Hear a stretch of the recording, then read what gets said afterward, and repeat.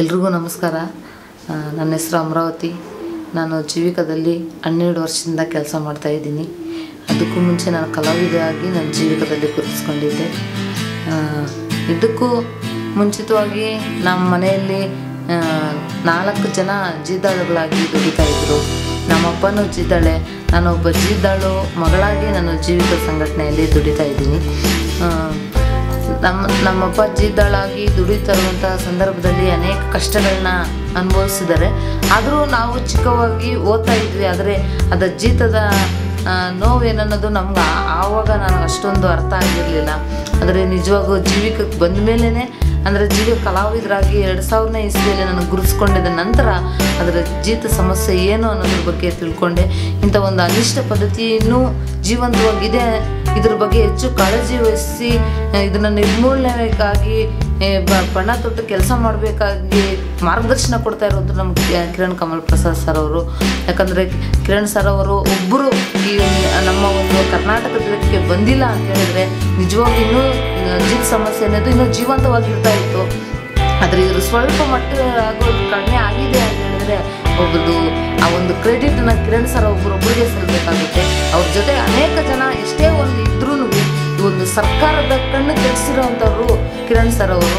ಅದರಲ್ಲಿ ನನಗೆ ಎಷ್ಟೋ ಅವಕಾಶಗಳು ಬಂದಿದ್ದರೂ ಕೂಡ ನಾನು ಕೂಡ ಈ ಒಂದು ಸಮಸ್ಯೆಯನ್ನು ನಿರ್ಮೂಲನೆ ಮಾಡಬೇಕು, ಆ ಒಂದು ಪಣ ತೊಟ್ಟು ಕೆಲಸ ಮಾಡಬೇಕು ಅನ್ನೋ ಒಂದು ಕಾಳಜಿ ವಹಿಸಿ ಇದರಲ್ಲಿದ್ದೀನಿ. ಇದರ ಕೆಲಸ ಮಾಡೋದ್ರಿಂದ ಒಳ್ಳೆ ತೃಪ್ತಿ ಇದೆ.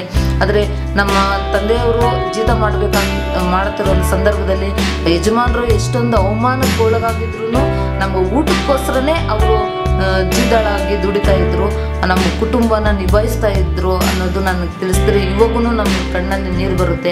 ಯಾಕಂದರೆ ಅವರು ಒಂದೇ ಒಂದು ಚಿಕ್ಕ ಘಟನೆಯನ್ನು ನಾನು ಹೇಳೋಕ್ಕೆ ಇಷ್ಟಪಡ್ತೀನಿ. ಎಲ್ಲರೂ ಊಟ ಮಾಡಬೇಕು ಒಂದು ಸಂದರ್ಭದಲ್ಲಿ ನಮ್ಮ ತಂದೆಯವರು ಊಟಕ್ಕೆ ಹೋದರೆ ಅವರು ಊಟ ತಿಂತಾ ಇರೋದು, ಯಜಮಾನರು ಊಟ ತಿಂತಾ ಇರೋದನ್ನು, ಅದು ಮೊಸರನ್ನ ತಿಂತಾ ಇರೋದನ್ನ ನೋಡಿನೇ ನಮ್ಮ ಅಪ್ಪನಿಗೆ ಕಿವಿ ಹಿಡ್ಕೊಂಡು ಮೇಲಕ್ಕೆ ಎತ್ತಿ ಕೆಳಗಡೆ ಬಿಸಾಕಿದ್ರು ಅಂತ ನೋಡಿ ಇವಾಗೂ ಹೇಳಿಸ್ಕೊಂಡು ಜನ ಹೇಳ್ತಾರೆ.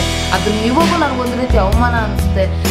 ಏನಂದರೆ ಅದನ್ನ ಕೇಳೋಕ್ಕೆ ಇವಾಗ ಎದುರುಗಡೆ ಇಲ್ಲ ಅಂತ ಹೇಳಿದ್ರೆ ನಾನಂತೂ ಒಂದು ರೀತಿ ಏನಾದರೂ ಮಾಡಿ ಅದನಿಗೆ ಬುದ್ಧಿ ಕಲಿಸ್ತಾ ಇದೆ ಅನ್ನೋ ಒಂದು ಮಟ್ಟಕ್ಕೆ ಚೆನ್ನಾಗಿದೆ ಇವಾಗ. ಆದರೆ ಅಂಥ ಸಂದರ್ಭದಲ್ಲಿ ಅವಮಾನವನ್ನು ತಡೆಸ್ಕೊಂಡು ಕಷ್ಟದಲ್ಲಿ ಅನೇಕ ಕಷ್ಟಗಳನ್ನ ಪಡ್ಕೊಂಡು ನಮ್ಮಪ್ಪ ಅವರು ಜೀತ ಮಾಡಿ ನಮ್ಮನ್ನು ಇಲ್ಲಿವರೆಗೂ ಓದಿಸಿದ್ದಾರೆ.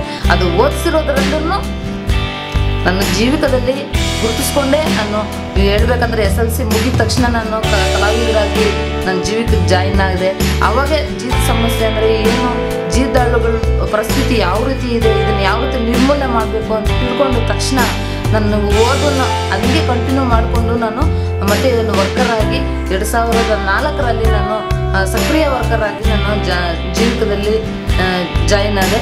ಅದರ ಜಾಯಿನ್ ಆಗಿದ್ದರಿಂದ ಇದುವರೆಗೂ ಅನೇಕ ಯಾವ ರೀತಿ ನಾವು ಜೀತ ನಿರ್ಮೂಲನೆಯನ್ನು ಮಾಡಬೇಕು ಅಂತ ಮಾರ್ಗದರ್ಶನಗಳನ್ನ ನಮ್ಮ ಕಿರಣ್ ಸರ್ ಅವರ ಮಾರ್ಗದರ್ಶನದಲ್ಲಿ ನಡೀತಾ ಇದ್ವಿ. ಈ ಒಂದು ಕೆಲಸ ಮಾಡೋದ್ರಲ್ಲಿ ನನಗೆ ತೃಪ್ತಿ ಇದೆ.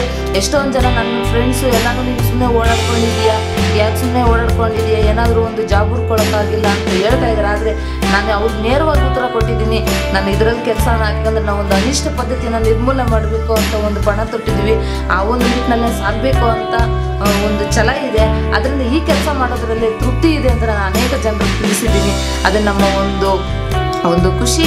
ಏನಂತ ಹೇಳಿದ್ರೆ ನಾವೊಂದು ಇಡೀ ನಮ್ಮ ಕರ್ನಾಟಕ ರಾಜ್ಯ ಅಂತ ಅಲ್ಲದೆ ಇಡೀ ಭಾರತದಲ್ಲಿ ಇನ್ನೂ ಕೆಲವು ರಾಜ್ಯಗಳಲ್ಲಿ ಜೀತ ಸಮಸ್ಯೆ ಇದನ್ನೆಲ್ಲ ರೀತಿಯನ್ನು ತೊಡಗಿಸಿ ಒಂದು ಜೀತ ಮುಕ್ತ ಕರ್ನಾಟಕ ಮಾಡೋದೇ ನಮ್ಮ ಒಂದು ಗುರಿ ಅಂತ ನಾನು ಹೇಳಕ್ಕೆ ಇಷ್ಟಪಡ್ತೀನಿ.